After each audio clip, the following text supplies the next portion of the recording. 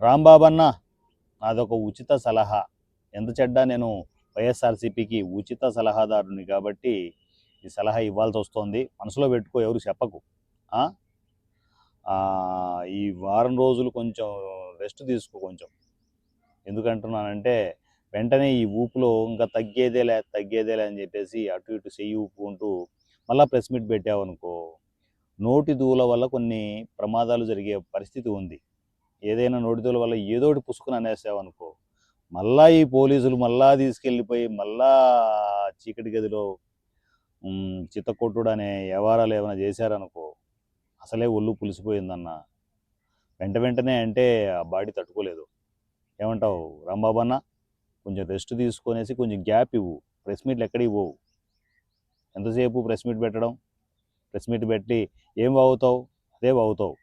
అందువల్లే కొంచెం గ్యాప్ తీసుకొని ఒక 1 వీక్ 10 days మంచిగా రెస్ట్ తీసుకో.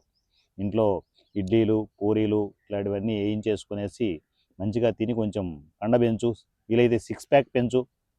ఏమంటావు రాంబాబు అన్న?